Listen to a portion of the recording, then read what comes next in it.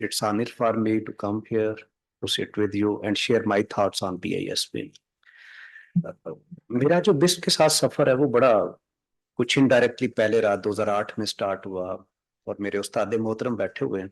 जो 2008 से 15 तक था वो सर की गाइडेंस के नीचे था कि चाइल्ड स्पोर्ट्स प्रोग्राम का डाटा 16 डिस्ट्रिक्ट का कलेक्ट हुआ मुशर्रफ के गवर्नमेंट में।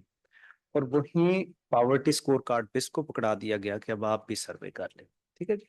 तो बिस्प की 3 फेजेस हैं। पहली फेज पार्लियामेंटेरियन फेज थी, क्योंकि जब बिस्प बना तो बिस्प के पास कोई डाटा नहीं था। आप देखें जो फंडिंग ज़कात की है that is just hardly 5 billion, बैतुल माल बीतनी है। तो अब बिस्प की पहले साल ही फंडिंग 17 बिलियन थी उस वक्त। तो उनने कहा जी पैसे कैसे देने हैं, तो पार्लियामेंटेरियंस को कहा गया कि आप फॉर्म्स उनके थ्रू वो किए। तो 1.7 मिलियन लोगों को आइडेंटिफाई किया गया। फिर 2010 में जो मैंने अर्ज किया कि जो नेशनल सोशो इकोनॉमिक रजिस्ट्री कह लें या पावर्टी स्कोर कार्ड था, एक डोर टू डोर सेंसिस होती है। और उस सेंसिस को मैंने और सर ने 6 एंगल से हमने उसके ऊपर पेपर देखे पूरा। हमने 14 करोड़ का डाटा एनालिसिस किया। 6 डायमेंशन में डेमोग्राफी थी, पावर्टी थी, हाउसिंग थी, एम्प्लॉयमेंट था, एजुकेशन था और डिसेबिलिटी था। ये पाइड को ऑनर है कि हमने 2013 में देखा। फिर एक और स्टडी सर को याद होगा हमने 2013 में की, जहां से भी आपको बहुत सा पता चलेगा कि ये प्रोग्राम बंद क्यों नहीं हुआ या क्यों इसके पीछे। तो देखें पाकिस्तान में जो इस वक्त सोशल सेफ्टी नेट जितना भी चल रहा है ये डोनर ड्रिवन है। चाहे वो कहीं फाइनेंशियल सपोर्ट है, लाइक आप south Punjab poverty alleviation programme को देखें तो उसमें 93% इफाद की फंडिंग है। और चाहे आप BISP को देख लें कि जिसमें पहले दिन से डिफर्ड और वर्ल्ड बैंक बैठे हुए हैं और उसके साथ साथ और भी बहुत से डोनर्स आए हैं। अगरचे वो अमाउंट 8 to 10% वेरी करती है, बट दे हैव अ की ड्राइविंग रोल। और फिर उसके बाद आप देखें जब आप IMF के साथ गए हैं तो IMF की कंडीशन में ये शामिल है कि आपने इस प्रोग्राम को कंटिन्यू करने, अमाउंट को इन्फ्लेशन एडजस्ट करने। और इसलिए फिर किसी भी गवर्नमेंट के लिए इसके लिए बड़ा चैलेंजिंग है कि इस प्रोग्राम को बंद करना। 2013 के एग्जांपल देता हूँ। बिस्प ने NSCR सर्वे किया 2010 में। उस सर्वे में 7.8 मिलियन बेनिफिशियरी आइडेंटिफाई हुए। बेनिफिशियरी किसको कहते हैं? Ever married women.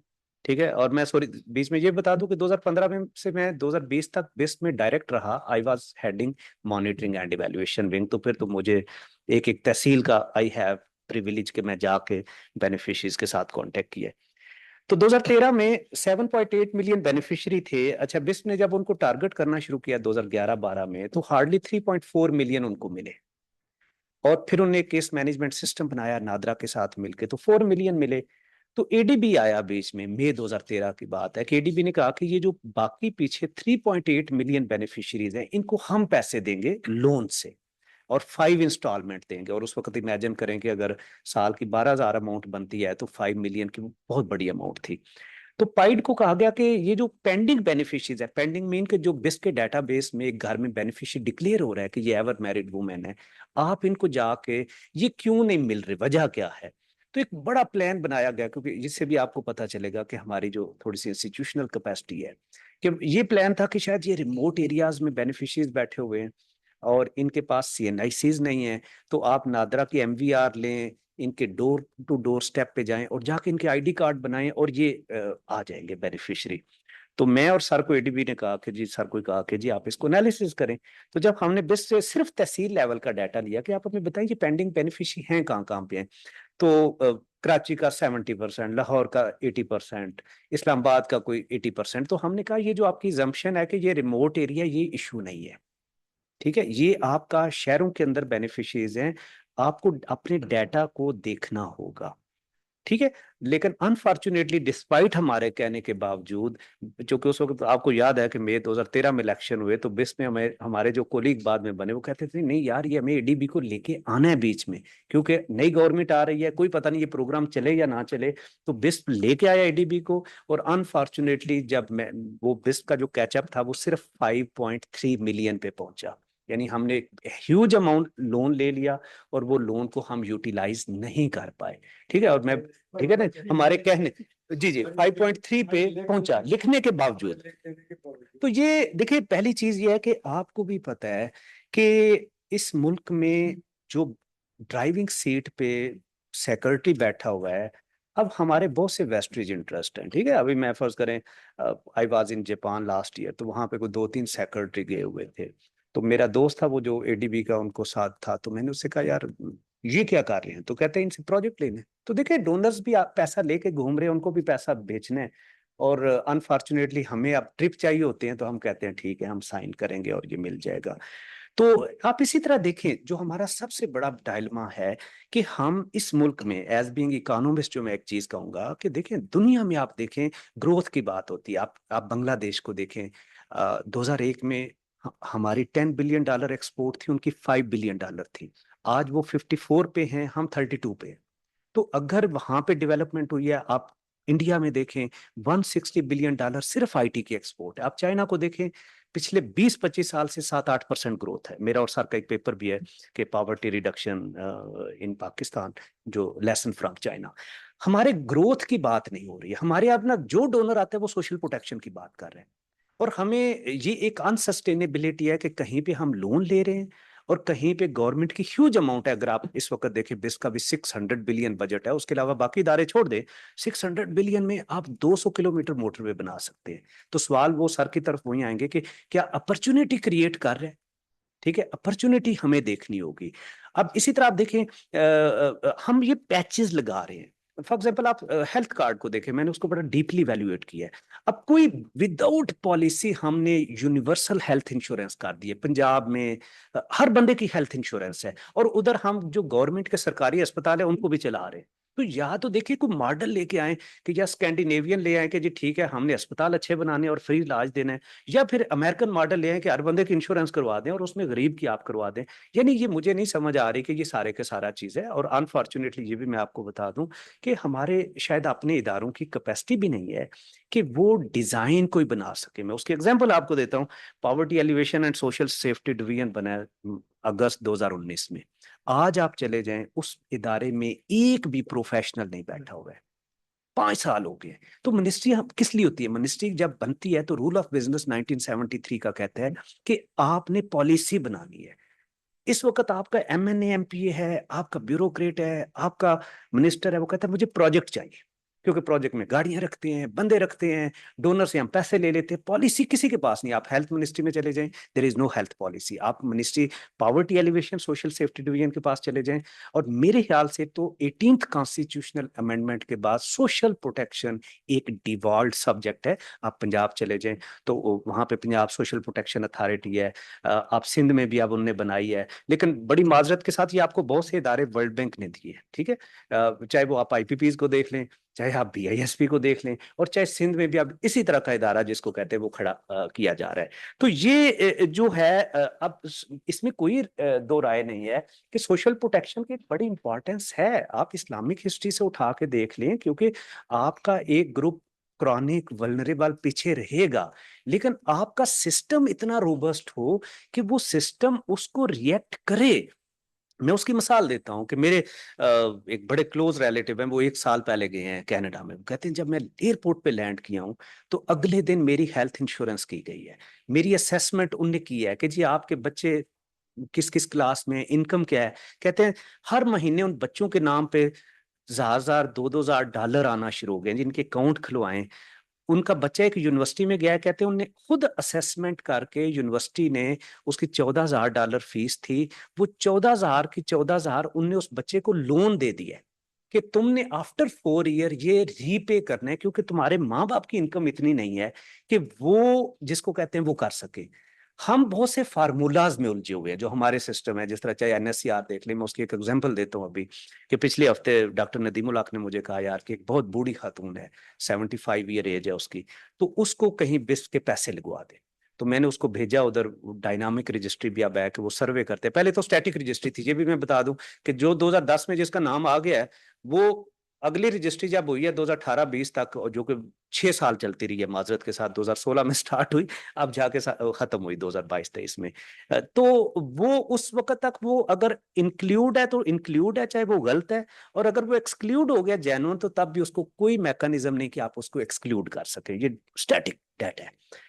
अब इनने डायनामिक किया। अब जब मैंने उसको भेजा तो वो कहते हैं जी ये तो अनमैरिड लेडी है, हमारा क्राइटेरिया एवर मैरिड है। अब आप देखें ना, सिस्टम में बहुत सी ऐसी चीजें हैं कि जो हम देखें कि आज एक बंदे की टांग टूट जाती है, तो क्या आपका सोशल प्रोटेक्शन सिस्टम उसको इवेल्युएट करके देने की पोजीशन में है? तो ये हमारा सबसे बड़ा डायलमा है कि वो देने की पोजीशन में नहीं है, क्योंकि हम फार्मूलाज के अंदर लगे हुए। तो पाकिस्तान में अगर आप देखें इसको, थोड़ी सॉरी मिनिमाइज अगर कर सकिएगा, देख लीजिएगा, तो देखिए पाकिस्तान में जो सबसे बड़ी बड़े इशू है, मैं थोड़ा सा प्रेजेंटेशन पे जाता हूँ, कि शॉक्स बड़े कॉमन है। और सोशल प्रोटेक्शन का जो ऑब्जेक्टिव होता है वो आपको शॉक से बचाना है। शॉक की नेचर आप देख लें, 2022 में फ्लड आया है सिंध में, उसने टोटली हर चीज को वाइप कर दिया है।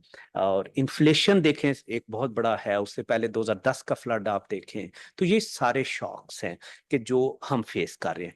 अब अगर आप देखें, जो जो दुनिया में जो एक इंक्लूसिव ग्रोथ एजेंडा होता है, वो उसमें सोशल सेफ्टी नेट या सोशल प्रोटेक्शन एक कंपोनेंट है। चाहे वो सोशल सेफ्टी नेट है, सोशल सिक्योरिटी है, पेंशन्स हैं। लेकिन हमारे आप देखें ना, आपकी इंडस्ट्री बहुत बड़ी चल रही है, कितने उनमें से सोशल सिक्योरिटी के साथ लिंक्ड है? पेंशन देखें, that is just limited to जो गवर्नमेंट के एम्प्लॉइज हैं। हमने वो मार्केट ही नहीं डेवलप की कि जहां पे लोग इंश्योरेंस की तरफ, इन चीजों की तरफ चल पड़े। तो देखें, जो हमारा डायलमा है, शायद हमने ये पैसा सर जो बहुत ज्यादा लगाया भी है, एक तो सोशल सेफ्टी नेट पे लगाया है, लेकिन देखिए आपने जब पावर्टी एलिवेशन करनी है तो आपको दो पिलर पहले चाहिए। वो दो पिलर क्या है? कि आपकी सस्टेन्ड ग्रोथ हो, जो जॉब क्रिएट करे। तो हमारी ग्रोथ तो है नहीं है। अगर आप ओवर टाइम देखें तो हम तो नीचे को जा रहे हैं, हमारी प्रोडक्टिविटी डिक्लाइन हो रही है, हमारी ग्रोथ नीचे को जा रही है। हम एक डेमोग्राफिक ट्रांजिशन फेज में हैं। हमारी हर साल 4 मिलियन नए बच्चे आ रहे हैं मार्केट में, और अगर आपने इनको नौकरियां देनी है तो आपको 8% ग्रोथ चाहिए। लेकिन जब आपकी 2-3% ग्रोथ होगी तो डेफिनेटली फिर अंडर एम्प्लॉयमेंट भी होगी, अनएम्प्लॉयमेंट भी बढ़ेगी। फिर दूसरी चीज देखें, वो आपकी है सोशल इंक्लूजन। यहाँ पे हम अगेन बहुत बड़ी मार खा रहे हैं। वो मार क्या है? कि आप देखें, हमने यूनिवर्सिटियां बनाई हैं। पहले तो आप देखें तो 25 मिलियन बच्चा हमारा आउट ऑफ स्कूल है। उसके बाद आप टॉप लेवल पे जाएं तो हमने गली मोहल्ले में यूनिवर्सिटी बना दी, एक्सेस दे दी है, उसकी क्वालिटी देख लें, आपके पास कुछ नहीं है। ठीक है। तो यानी इस मुल्क में मुझे फील हो रहा है कि एक अनपढ़ के लिए तो जॉब शायद मिल जाएगी, जो आपका ग्रेड 16 जमातें पढ़ गया, शायद उसके पास वो स्किल्स ही नहीं है, कि ना आइडिया है ना स्किल्स है कि वो मार्केट के अंदर जाके काम कर सके। फिर आप देखें तो जो हमारा एक और इशू है वो मार्केट बैरियर्स है। ये जो हमारे पास फूड सिक्योरिटी के क्राइसिस आते हैं, ये सऊदी अरब में क्यों नहीं आते, ये यूरोप में क्यों नहीं आते जो इंपोर्ट करते हैं? तो हमने ये गवर्नमेंट कितनी, हर मार्केट के अंदर जो बिठा दिया, शुगर के अंदर गवर्नमेंट है, चीनी के अंदर गवर्नमेंट है, आटे के अंदर गवर्नमेंट है, और देखे तब भी हम ये क्राइसिस को नहीं कर पा रहे। तो हमने मार्केट की जो चीजें हैं उनको उस तरीके से, और इसीलिए देखें आपकी मार्केट फेल होती है, इन्फ्लेशन आती है, और वो डेफिनेटली लोगों को डिस्टर्ब करती है। अब इस सारे को जो सपोर्ट चाहिए वो फिर इंस्टीट्यूशन गवर्नेंस है, और गवर्नेंस आपको पता है किस मुल्क में किस लेवल पे है। ये ग्रोथ मैंने पहले आपको बात की है, हम नीचे को जा रहे हैं। सर का इसके ऊपर, आरिफ साहब का बहुत है कि हमारी जो ग्रोथ है, जो मैंने पहले आपसे कही, एक तो यह कि ग्रोथ है नहीं है, दूसरी यह कि समटाइम ये ग्रोथ पावर्टी को रिस्पॉन्सिव भी नहीं होती है। ठीक है, कि जी आपकी ग्रोथ हो रही है लेकिन वो पावर्टी को, जिसको कहते हैं, वो रिड्यूस नहीं कर पा रही है। ठीक है, एक साल दो चार अच्छे होते हैं, को हमारी चाइना की तरह, इंडिया की तरह हमें को 10-15 साल का एपिसोड नहीं मिला कि जहां पे हम एक सस्टेन्ड ग्रोथ को वो अचीव करें। अब देखें, इसलिए देखें हमारी पावर्टी भी फ्लक्चुएट करती है। और जिसको कहते हैं, एक चीज हमें जो नोट करनी चाहिए, कि हम अक्सर शायद खुश होते हैं कि पावर्टी बढ़े। ये भी फैक्ट है एक, कि जो बहुत से पावर्टी के साथ जिनकी रोजी रोटी होती है वो कहते हैं पावर्टी बढ़े तो ये ठीक है। लेकिन ये फैक्ट है कि अगर आप देखें तो जो एक रोटी कपड़ा मकान वाली पावर्टी है वो पाकिस्तान में कम हुई है, और सिग्निफिकेंट कम हुई है। शायद उसको देखें तो अब वो 2-4% पे रह गई है, और वो भी शायद आपको इंटीरियर सिंध में मिलेगी। इवन सदरन पंजाब, सर उसी एरिया से बिलोंग करते हैं, वो बहुत drastically southern Punjab even change हुआ है। लेकिन आपको शायद बलूचिस्तान में मिलेगी, वो पावर्टी मिलेगी। यस, पावर्टी एक इटसेल्फ भी, इसको डिफाइन करना भी मुश्किल है। कि अगर आप इधर भी देखें तो ये हमारी, अगर आप पुरानी पॉवर्टी लाइन को लेके आए तो आज शायद पाकिस्तान में 3-4% पॉवर्टी होगी जो फूड एनर्जी इनटेक है। लेकिन अगर आप उसकी जाहिर है 2013 में हमने उसको 33% पॉवर्टी लाइन को ऊपर ले गए, 24 की 100 की बजाय उसको 30 पे ले गए, तो डेफिनेटली वो फिर पॉवर्टी बढ़ गई। तो ये देखें, ये भी एक माजरत के साथ, चाहे आप इंडिया में भी चले जाएं तो जहां पे ये वर्ल्ड बैंक वाला लोग है इंडिया का, वो सुरजीत भला भी एक दफा यही कह रहा था कि हमने दो पॉवर्टी के नंबर निकाले, एक 13% था, एक 26-23% था। तो वर्ल्ड बैंक ने वो 26-23% वाले को ऑन किया, क्योंकि आपने उसी के मुताबिक फिर जाहिर है अपनी वो पॉलिसीज को लेके जाना है। ये एब्सोल्युटली इट्स फाइन कि पॉवर्टी कम हुई है, लेकिन आप जाहिर है अगर आप अपनी थ्रेशोल्ड बढ़ाते रहेंगे तो वो पॉवर्टी फिर आपकी बढ़ेगी। सॉरी, आगे जो जो हमारा ये मेन डायलमा है कि वो है अपॉर्चुनिटी, कि हमारी ग्रोथ अनइवन है, रीजनल ग्रोथ है। और आप देखें जहां पॉवर्टी आपकी हाई है वहां पे आपका सोशल इंफ्रास्ट्रक्चर, फिजिकल इंफ्रास्ट्रक्चर और आपका ह्यूमन कैपिटल बहुत वीक है। आप बलूचिस्तान में चले जाएं, और इसका मैंने शायद अगर आपके पास एक डाटा है, पीबीएस के पास है मोज़ेक स्टैटिस्टिक्स, इसको उसके साथ प्लॉट करें तो आपको सारी पिक्चर मिल जाएगी कि कनेक्टिविटी आपकी अपॉर्चुनिटी को क्रिएट करती है। वो चाहे आपकी अर्बनाइजेशन है, आप दुबई को देखें, दुबई एक शहर है, कनेक्टिविटी है, दुनिया जहां से लोग जाके वहां पे काम कर रहे हैं। शायद हमने वो शहर भी उस तरह के नहीं बनाए कि जो आपकी एम्प्लॉयमेंट को क्रिएट करे। लेकिन ये फैक्ट है कि जहां आपकी कनेक्टिविटी बेहतर है वहां पे पाकिस्तान में पॉवर्टी कम है। जहां पे आपकी कनेक्टिविटी मार्जिनल है, चाहे वो आपकी एक्सेस टू मेटेलिक रोड है, एक्सेस टू मार्केट है, आपकी एजुकेशन है, एम्प्लॉयमेंट है, वहां पे हम मार खाते हैं। सॉरी, मोजा स्टैटिस्टिक्स, ये पीबीएस ने ये एक एक मोजा को सर करते हैं और इनकी तहसील लेवल पे रिपोर्ट पब्लिश होती है 2008 की, 2020 की। ये रिपोर्ट सारी की सारी इनकी वेबसाइट पे पड़ी हुई है सर। और आप को यही देखें, अगर आप ये सर का ही टेबल है मैंने उठाया है, कि जिसमें आप देखें कि जहां आपकी हाई पॉवर्टी है वहां पे आपके जो ये सोशल इकोनॉमिक इंडिकेटर्स हैं वो बड़े वीक हैं। कि जब वो आप इलेक्ट्रिसिटी को देख ले, मेटेलिक रोड को देख ले, एक सड़क बनेगी तो वो डेफिनेटली कोई ना कोई आपके लिए अपॉर्चुनिटी क्रिएट करेगी। अच्छा, जो एक और चीज है, 2001 से 10 के पीरियड में देखें, ये मेरा और सर का ही एनालिसिस है जिसको हम प्रेजेंट कर रहे हैं। 2001 और 10 में अगर आप देखें तो 31% से पावर्टी 22% पे आई, 34% से, सॉरी। यानी बड़ी इंटरेस्टिंग चीज है जी, पावर्टी बड़ी ड्रास्टिकली विद इन 10 ईयर कम हुई। और उसमें भी अगर आप स्पेशली 2006 से 10 का पीरियड देखें तो ये पाकिस्तान का बड़ा मार्जिनल पीरियड था, क्योंकि लॉ एंड ऑर्डर वर्स हुई, इन्फ्लेशन हुई, पेट्रोल प्राइसेस बढ़ी। यानी 2004 तक तो बड़ी रोबस्ट कम हुई और उसके बाद।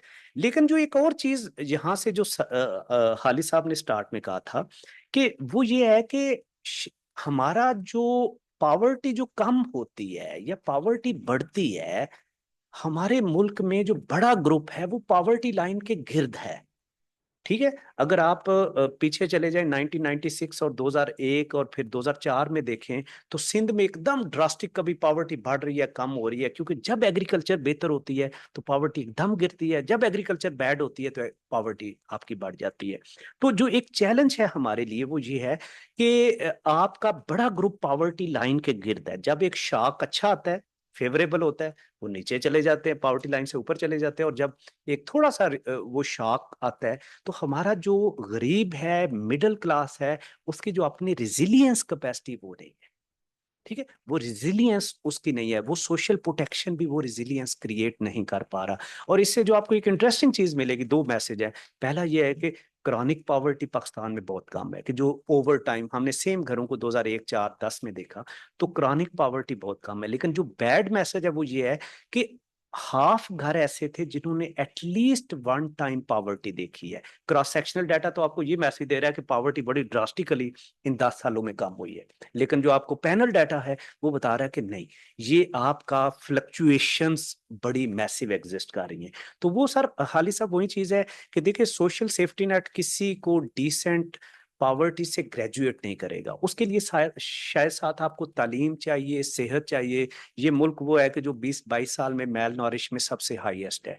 ये मुल्क वो है कि जो आपकी आज भी नेट एनरोलमेंट रेट प्राइमरी पे देखें तो बड़े वर्स्ट सिचुएशन है। ये सारी चीजें हैं। फर्टिलिटी को आप देखें तो वो एक हमारे लिए और बम बना हुआ है। तो ये सारे फैक्टर्स हैं कि जिससे हो रहा है। अब देखिए पाकिस्तान सोशल प्रोटेक्शन में अगर आप देखें, मैं बहुत से चैलेंजेस पे बात करूंगा कि हमारे पास 80s में 90s में ज़कात था। अब एक डिबेटेबल चीज है माइक्रो फाइनेंस प्रोग्राम पाकिस्तान में, ठीक है।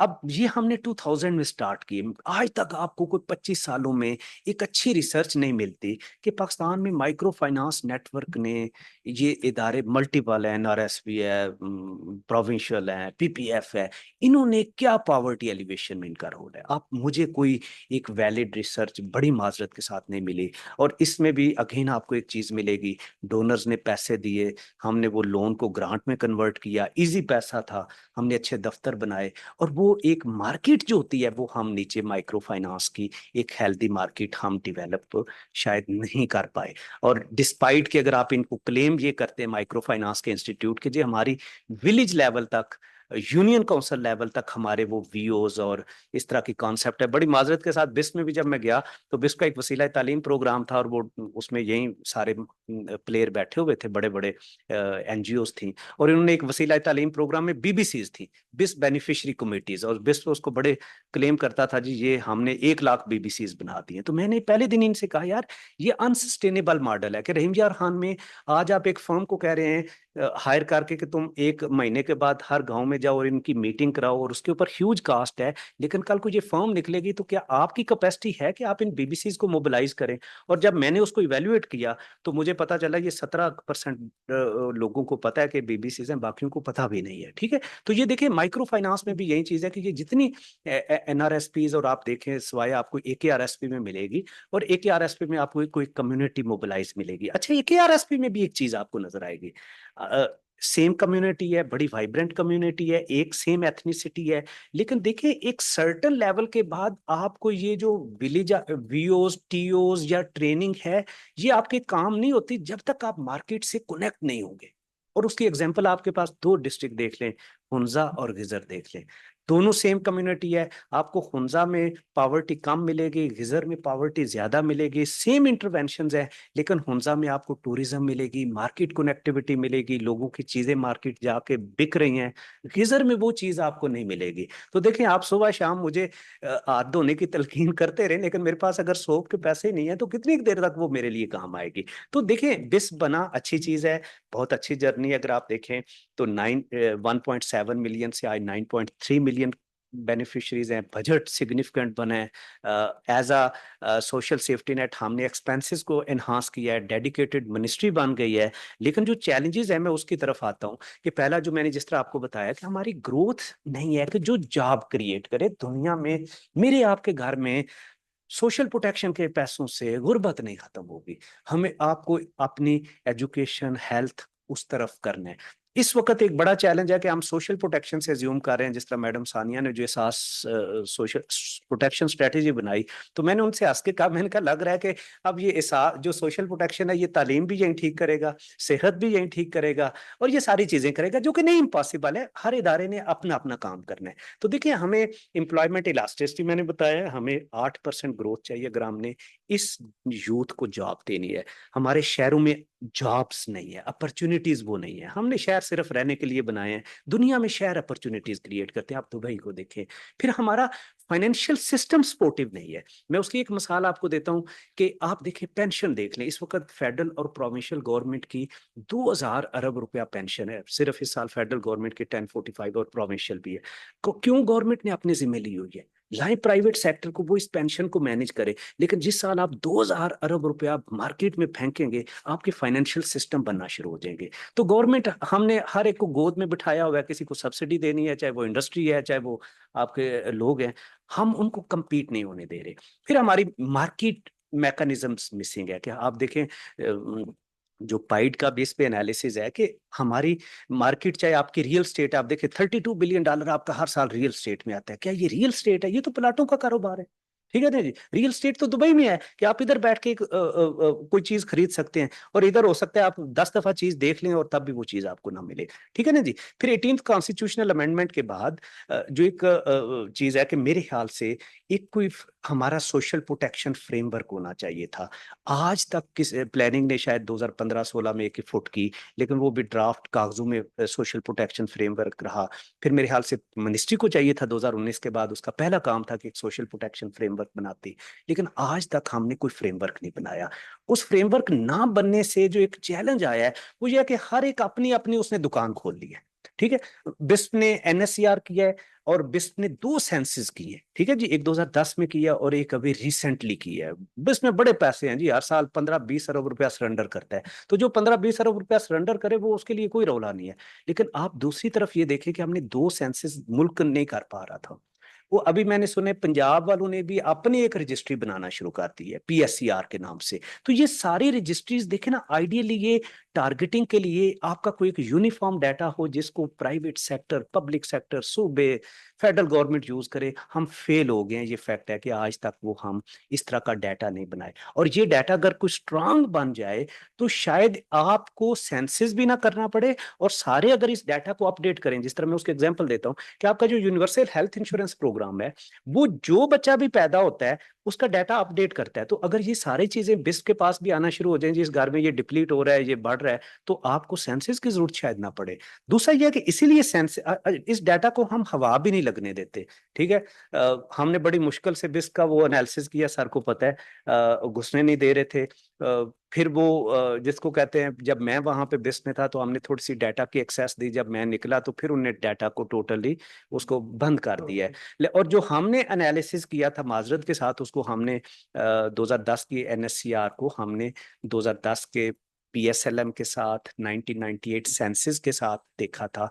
उस डाटा की एक ब्रॉडर कोरिलेशन तो बन रही थी कि जी फर्ज करे कि जी जहां पावर्टी हाई है, ये भी डाटा ये शो कर रहा है, लेकिन नंबर बहुत ज्यादा ओवर रिपोर्टेड थे। फर्ज करे नेशनल डाटा कह रहा है जी 15% घरों में टॉयलेट नहीं है, और ये डाटा कह रहा है कि जी 65% घरों में टॉयलेट नहीं है। तो ये प्रॉब्लम होता है, चूंकि मैं इन सर्वेज में डीपली इन्वॉल्व हूँ, कि वहां पे लोकल इतनी पॉलिटिक्स, जब ये सर्वे होता है तो ग्राउंड लेवल पे इन्वॉल्व हो जाती है कि वो एक एक एमएनए एमपीए बड़ी माजरत के साथ वो इस डाटा के अंदर घुस जाते हैं, और वो एनजीओज होती हैं और वो सबको मैसेज देते हैं जी बताना है, कुछ नहीं होता। तो ये चीजें इस डाटा में भी हैं, जो कि चैलेंज है। फिर देखिए हमारे पास, जिस तरह मैंने आपको बताया, कंप्रिहेंसिव फ्रेमवर्क नहीं है। एहसास हमने ये भी एक बड़ा चैलेंज है कि हमारे पास पॉलिटिकल एफिलिएशंस हैं। इसका नाम बेनजीर इनकम सपोर्ट प्रोग्राम था।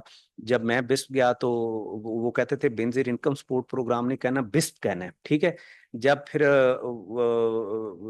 पीटीआई की गवर्नमेंट 2018 में आई तो कहते थे बिस्प ने कहना है, एहसास कहना है। ठीक है, अब वो जो एहसास के नाम था वो दोबारा वही बेनजीर वजाइफ कार्ड, बेनजीर ये चीज है। तो ये चीजें वो होती हैं कि जो आम बेनिफिशियरी को, आम पब्लिक को भी कंफ्यूज करती हैं। जो मुझे लोग कहते थे जी ये एहसास के पैसे हैं या बेनजीर के पैसे हैं। तो ये हमारी जो पॉलिटिकल टैगिंग है, एंड यस एब्सोल्युटली हमारी अपनी इंटरनल कैपेसिटी नहीं है कि हम प्रोग्राम्स को डिजाइन करें, हम प्रोग्राम को इम्प्लीमेंट करें। ये डोनर्स का इन प्रोग्राम्स की डिजाइनिंग में बहुत बड़ा रोल है। मैं उसकी एक माजरत के साथ एक एग्जांपल देता हूं कि 2012 में वसीला तालीम प्रोग्राम जब स्टार्ट हुआ तो डिफर्ड ने वो 5 डिस्ट्रिक्ट के अंदर प्रोग्राम स्टार्ट किया, उसने एनजीओ हायर की और वो किया। अब वो बिस्प की मजबूरी थी, अब वो आहिस्ता आहिस्ता चलता चलता पूरे मुल्क में चला गया। ठीक है ना जी, तो डोनर ने हमें वो स्टार्ट कर दिया। अब वसीला तालीम को ही ले लेते हैं। आप, बहुत अच्छी बात है कि आप एक गरीब बच्ची को 1500, 2000, 3000, 5000 रुपया दे रहे हैं कि वो स्कूल जाए, लेकिन आपका सूबे की तालीम के ऊपर कंट्रोल नहीं है। अब पहले प्रॉब्लम ये था कि हम क्वार्टरली जाके अटेंडेंस लेते थे, यानी आप इमेजिन करें एक थर्ड पार्टी फर्म को रखते थे, वो जाके उस बच्चे की अटेंडेंस लेता था। वो अटेंडेंस की बेस पे हम पेमेंट रिलीज करते थे, शायद 100 रुपए के पीछे 38 रुपए, 40 रुपए हमारी कॉस्ट आ जाती थी। तो मेरी ये अर्ज है कि जो मैंने कहा है कि ये फेडरल प्रोविंशियल जॉइंट वेंचर हो, कि आप सूबे से कहें कि जी आप तालीम पे फोकस करें, हम गरीब बच्चों को स्टाइपेंड देते हैं, लेकिन इस तरह की कोऑर्डिनेशन वहां पे ये बड़ी मिसिंग है। और इसीलिए देखे शायद बिस्प का, डिस्पाइट कि वो प्रोग्राम एग्जिस्ट कर रहा है, और मैं कहता हूँ किसी को ये जरूर इवेल्युएट करे कि वो डिस्ट्रिक्ट जहाँ पे हमने 2012 में प्रोग्राम शुरू किया था, क्या 12 साल के बाद वहाँ पे जो आपकी बॉटम क्लास है उनके अंदर नेट एनरोलमेंट रेट बढ़ा है। ऑब्जेक्टिव तो इसका ये था कि आपने नेट एनरोलमेंट रेट बढ़ानी है, लेकिन अगर वो नेट एनरोलमेंट रेट नहीं बढ़ा तो शायद वो रिसोर्सेज हमारे कहीं ना कहीं कंप्रोमाइज हो गए हैं। और टारगेटिंग डाटा पे मैंने आपको बताया है। तो ये हमारे चैलेंजेस हैं। अब बिस्प जो टारगेट करता है, ये मैं थोड़ा सा आपको बता देता हूँ कि बिस्प ने एक पॉवर्टी स्कोर कार्ड बनाया हुआ है 2010 में, और 2016 वाला सेंसस था जो कि 2022 में जाके कंप्लीट हुआ है।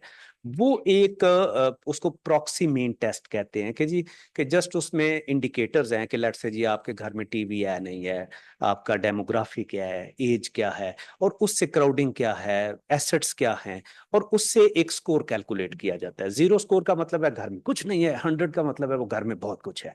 और उन्होंने लास्ट टाइम को 16.17 कट ऑफ रखा, अब उन्होंने उसको तकरीबन मेरे ख्याल से 28 राउंड अबाउट रखा हुआ है। और जो उससे नीचे होता है, उस घर में जितनी एवर मैरिड वुमेन हैं उन सबको पैसे मिलते हैं। ठीक है, एवर मैरिड वुमेन यानी सर्वे हाउस होल्ड लेवल पे है, बेनिफिट फैमिली के लेवल पे है। ठीक है ना जी। अब ये है कि देखिए, दुनिया में पाकिस्तान जैसे मुल्क में ये भी एक चैलेंज है कि 250 मिलियन पॉपुलेशन है, कि आप एक टूल बना के उसको पूरे मुल्क में अप्लाई नहीं कर सकते। जो हमने ये फार्मूला बनाया था, मैंने उस वक्त उसकी एक्यूरेसी चेक की थी, तो ये शायद ये को 55 to 60% एक्यूरेसी थी। मीन के आपका जो फार्मूला बनाएंगे सबसे पहले तो एरर उसमें भी आएगा, कि आप कोई यूनिवर्सल फार्मूला बना ही नहीं सकते कि जो आप कहें कि जी के फर्ज करें आप बन्नू में चले जाएं तो किसी की 10 एकड़ जमीन है, सारी बरानी है। आप चारसदा में चले जाएं तो वो 3 एकड़ है लेकिन बहुत अच्छी है। तो ये सारी हेट्रोजिनाइटीज हैं। अब लेकिन फार्मूला ब्लाइंड है, वो कहता है जी अच्छा 5 एकड़ जमीन है, फारिग करो इसका तो स्कोर ही 20 आ गए। ठीक है ना जी। तो ये फैक्टर्स हैं डिजाइन पे। हमने जो देखा कि आपको जो नजर आ रहा है कि हमारी जो उस वक्त था कि ये फार्मूला तकरीबन 55 to 60% एक्यूरेसी पे चल रहा है, क्योंकि इस फार्मूला को मैंने खुद बनाया था। हाँ, टारगेटिंग किसी हद तक फेयर है कि ब्रॉडर अगर आप देखें तो आपको जो सिंध है उसमें जो टोटल घर हैं उसके ज्यादा आपको बेनिफिशियरी मिलेंगे, नॉर्थ पंजाब में आपको कम मिलेंगे, सेंट्रल में कम। वो जो हमारा मेरा और सर का पेपर था उसमें भी यही एनालिसिस था। और जब मैं बेस्ट के टोटल डाटा को भी देखूं तो 5 मिलियन को बेनिफिशरीज को जो मैंने देखा था 2020 में, वो भी तकरीबन आपको यही देता है। अब देखिए, बिस्प के ये 3 मेजर प्रोग्राम्स हैं। अनकंडीशनल है कि जिसमें वो क्वार्टरली स्टाइपेंड देते हैं। इस वक्त 9.3 मिलियन बेनिफिशरीज हैं, एवर मैरिड वुमेन हैं। जो एक अच्छी चीज है वो ये है कि बिस्प की पेमेंट डिजिटल है। बिस्प ये बहुत अच्छी मैं समझता हूँ कि पहले डेबिट कार्ड था, फिर 2016 से उन्होंने बायोमेट्रिक बेस को ले गए। तो डेबिट का अब इसमें भी देखिए बड़े अजीब चीजें होती हैं। फॉर एग्जाम्पल कि अगेन पाकिस्तान में बहुत सी एनजीओज बैठी हैं, वो कहते हैं फाइनेंशियल लिटरेसी हम करेंगे। जब तक आपकी फाइनेंशियल लिटरेसी तो इंडिया ने की है, आप देखें आधार कार्ड उनका देखें।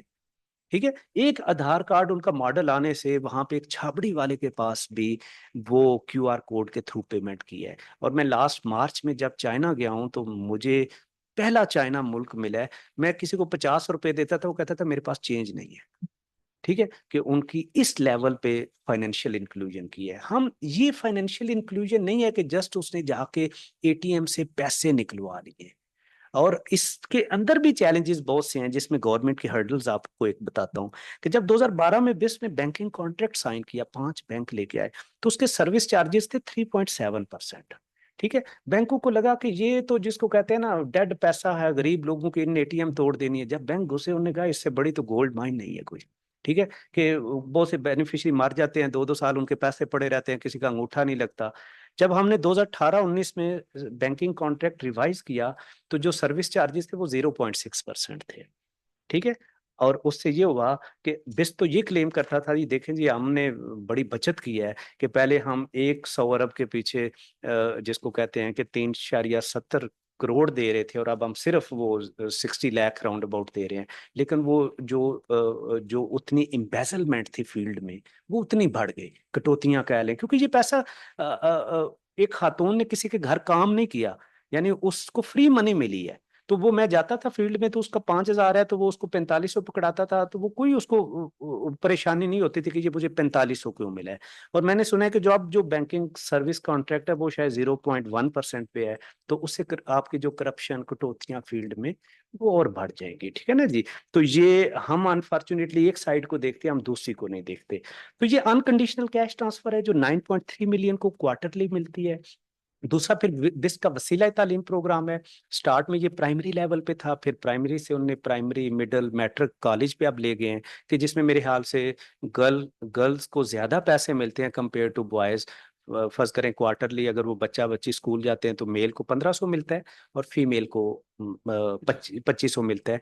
और अगेन उसमें पैसे माँ को जाते हैं, यानी स्कूल को नहीं जाते, माँ को जाते हैं। अब इसमें बिस्प ने वो अटेंडेंस वगैरह को अगेन, लेकिन मॉडल थोड़ा सा ट्रिकी है कि वो बिस्प के लोग जाके अटेंडेंस कलेक्ट करते हैं, तो एक बहुत बड़ी फौज रखी गई है जो जाके क्वार्टरली अटेंडेंस करती है। वाई नॉट के वो जो स्कूल है उसको टेबलेट दे दें, उस टेबलेट के ऊपर डैशबोर्ड बने, आपके पास वो लाइव अटेंडेंस आए, वो गवर्नमेंट के पास भी, प्रोविंशियल के पास अटेंडेंस हो। लेकिन ये एक डायलमा है। फिर इनका एक अच्छा प्रोग्राम है मेल न्यूट्रिशन को कवर करने के लिए, एहसास, सॉरी, बेनजीर नशोनुमा आप इसको कहते हैं, पहले एहसास था। तो इसमें 1000 डे की इंटरवेंशन है, जो कि रिसर्च ये कहती है कि एक मदर की प्रेगनेंसी से लेके, ज़ाहिर है प्रेगनेंसी उसकी हेल्थ को इम्पेक्ट करती है, उसके बच्चे को इम्पेक्ट करती है। फिर बच्चे के जो पहले 2 साल होते हैं वो बड़े क्रूशियल होते हैं, अगर वो उसमें मेल नॉरिश है तो हो सकता है सारी उम्र मेल नॉरिश रहे।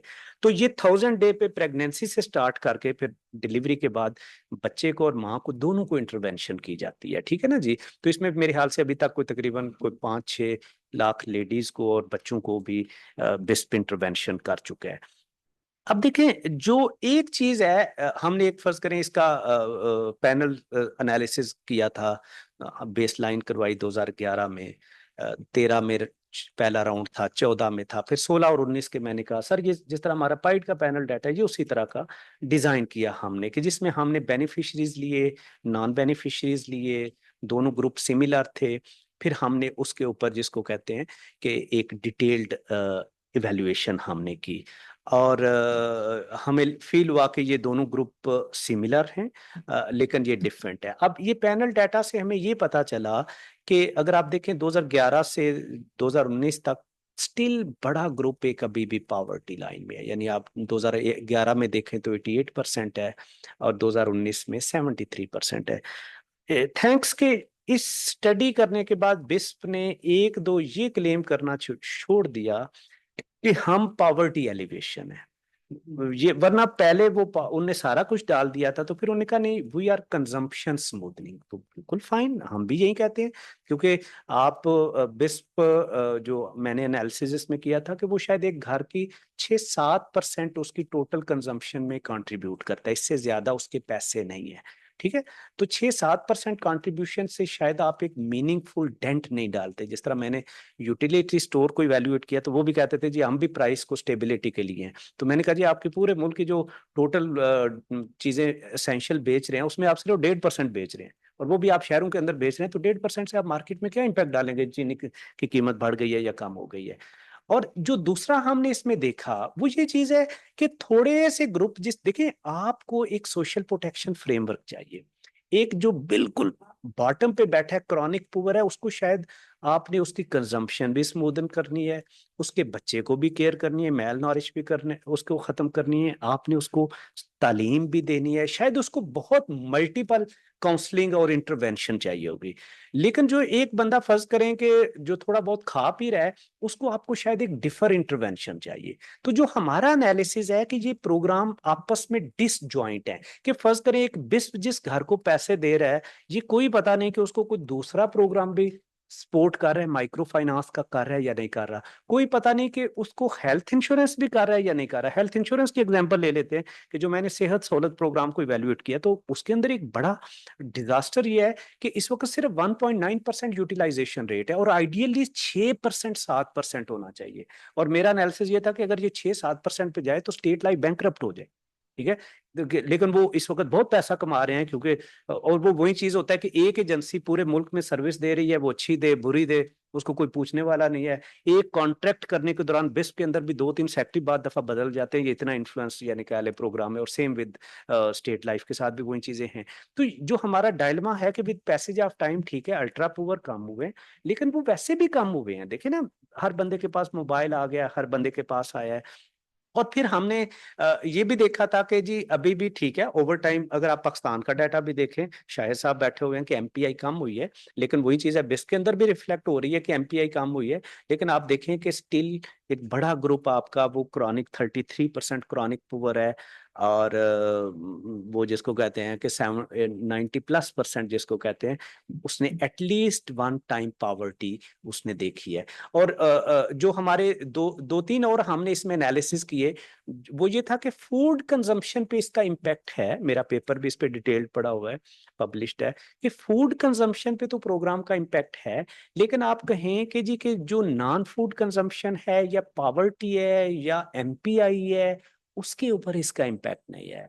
और दूसरा ये था कि जी जो इस वक्त हम अमाउंट दे रहे हैं, ये मैंने बेनिफिशियरी और नॉन बेनिफिशियरी का एनालिसिस किया था, उसमें अगर आप देखें तो इस वक्त ये सिर्फ 4-5% कंट्रीब्यूट कर रहे हैं, 4-5% एक्चुअली जा रहा है। अच्छा, फुल पेमेंट का मतलब यह है कि बहुत सी लीकेजेस होती हैं या उसको पैसे नहीं मिलते इवन। यानी फर्ज करें जो हमने उसमें एनालिसिस किया था कि उसको आइडियली साल में लेट से 20,000 उस वक्त मिलना चाहिए, लेकिन उस वक्त उसको शायद 16,000 मिल रहा है। या वो सिस्टम की वजह से उसको पैसे नहीं मिल रहे, या वो कह लें कि जी के आपका कोई लीकेजेस हो रही हैं, वो भी फैक्टर है। और फिर हमने देखा कि इसको फिर एक और चीज है, ओवर टाइम नॉमिनल अमाउंट तो बढ़ी है लेकिन रियल वैल्यू कम हुई है। ठीक है, जिस हिसाब से इन्फ्लेशन बढ़ी है उस हिसाब से वो अमाउंट एडजस्ट नहीं की। और अगर हम समझते हैं, दुनिया में भी कुछ रिसर्च कहती है कि अगर आप 15% कंट्रीब्यूट करें तो फिर ये उस ग्रुप को पॉवर्टी से थोड़ा सा ऊपर लेके जाती है। अच्छा, फिर एक ये भी अक्सर एजम्पशन होती है कि जी बिस्प से क्या लेबर फोर्स पार्टिसिपेशन पे पॉजिटिव इम्पैक्ट है या नेगेटिव है। दोनों स्कूल ऑफ थॉट हो सकते हैं। जी घर को पैसे मिले हैं, मोटिवेशन आई है, वो कहते हैं चलें जी आप थोड़ा सा काम करके भी अपनी किस्मत बदलते हैं। और दूसरा ये भी हो सकता है, कुछ लोग कहते हैं बिस्क के पैसे आ गए, अगले 15 दिन रोक दे। तो हमने फाइंड किया कि ऐसी कोई चीज नहीं है कि जो लेबर फोर्स पार्टिसिपेशन पे इसका इम्पैक्ट हो। तो देखिए, जो मेरी अर्ज है कि हमें कंक्लूड करूंगा इसके साथ कि जो मेरी अर्ज है कि नंबर वन, हमें एक बड़ा heterogeneous dynamic social protection framework चाहिए, जो आपकी जो डिफरेंट टाइप ऑफ पॉवर्टी है, लाइक क्रॉनिक पॉवर्टी है। अब क्रॉनिक पॉवर्टी को आपने डिफरेंट ट्रीट करना है, ट्रांजिएंट को आपने डिफर ट्रीट करना है। और फिर आपके पास अर्बन पॉवर्टी है, रूरल पॉवर्टी है, उसको आपने डिफरेंट इंटरवेंशंस करनी है। सेकंड जो चीज है जो हम कह रहे हैं कि हमें शायद अपनी ग्रोथ एजेंडा के साथ इसको लाइन करें, लाइक जॉब क्रिएशन है। हमारे मुल्क में इंटरप्रेन्योरशिप खत्म हो रही है, बच्चों के पास आइडिया नहीं है सर। माइग्रेशन आप देखें, मैं उसकी एग्जांपल दूंगा कि आप एक गुजरात ले लें, एक सियालकोट ले लें, एक फैसलाबाद ले लें। अब गुजरात के रूरल एरिया में आपको गुर्बत नहीं मिलेगी, सियालकोट के रूरल एरिया में और फैसलाबाद के रूरल एरिया में आपको गुर्बत मिलेगी, डिस्पाइट के फैसलाबाद और सियालकोट आपके एक्सपोर्ट सिटीज हैं। गुजरात एक्सपोर्ट सिटी नहीं है, इंडस्ट्री है। लेकिन क्या है डिफरेंस, क्या डाल रही है, रेमिटेंसेस। ठीक है, तो आप जिसको कहते हैं वो इंडस्ट्री में जो मजदूर काम करेगा, वो शायद गुर्बत अपनी डिसेंट उससे नहीं खत्म करेगा, लेकिन जो रेमिटेंसेस है। मेरा गांव गुजरात में है, को तकरीबन 170 घर हैं गांव में, तो मेरे ख्याल से एक साल में 35 बच्चे भी है यूरोप में। ठीक है, तो वो डेफिनेटली अगले 2 साल के अंदर और तरह का डेंट डालेंगे। फिर आप देखिए, सिटीज है हमारे पास है इस वक्त है, इसके ऊपर आप बड़ी स्टडी कर सकते हैं। हमने एक अभी पाइट के अंदर एक एनालिसिस किया कि आपके साथ ये G6 आप देखें, तो हमने शहरों को जस्ट रहने के लिए बना दिया है। अब G6 में अगर आप सिर्फ हाई राइज बिल्डिंग खड़ी करें, वहां पे हमने एक एनालिसिस किया कि 87 एकड़ जगह है, और उस 87 एकड़ पे राइट नो को 2,000 सरकारी मुलाजिम रह रहे हैं।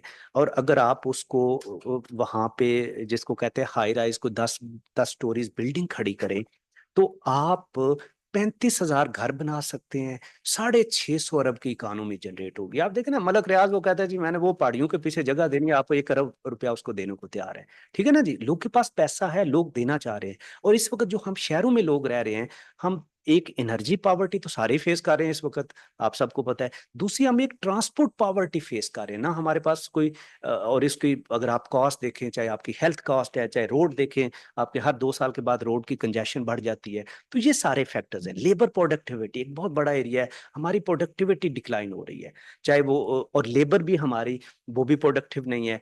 और फिर आप देखें, जिस तरह हम अर्ज कर रहे हैं कि अभी एक प्रोजेक्ट शायद प्लानिंग कमीशन लॉन्च कर रहा है कि जी 20 मार्जिनल डिस्ट्रिक्ट्स में हम वहां पे उनको अपलिफ्ट करेंगे। देखिए अगेन मैं बड़ी माजरत के साथ कहूँ, वहां पे भी सारे एनआरएसपी ये लोग बैठे हुए थे। आप जब तक कनेक्टिविटी नहीं देंगे, तालीम नहीं देंगे, सेहत नहीं देंगे, सिर्फ सोशल मोबिलाइजेशन, सिर्फ माइक्रो फाइनेंस आपको कुछ नहीं देगी। आप वरान के अंदर एक लेडी को एक सिलाई मशीन भी ले दें, आप उसको अच्छी ट्रेनिंग दे दें, जब तक उसकी प्रोडक्ट कहीं अच्छी जगह पे बिकेगी नहीं, वो कभी उससे बाहर नहीं निकलेगी। ठीक है ना जी। तो ये हमें इन एंगल्स पे जरूर सोचना है। फेडरल प्रोविंशियल अभी तक हमारे पास वो चीजें नहीं है कि जी एक बंदा इधर छोड़ रहा है तो दूसरा प्रोग्राम उसको ऑप्ट करे और हम ग्रेजुएशन की तरफ जाएं, चले जाएं। कोई ग्रेजुएशन इस वक्त किसी को नहीं पता कि ग्रेजुएशन क्या चीज है, ना बिस्ट को पता ग्रेजुएशन क्या है, ना बाकी जो आपके माइक्रो फाइनेंस प्रोग्राम्स हैं उनको नहीं है। फिर प्राइवेट सेक्टर इसके अंदर बहुत बड़ा आ सकता है, फिलंथ्रॉपी में बहुत सा पैसा है, हमें शायद इन चीजों को भी टैप करना है। So this is from me sir, thank you.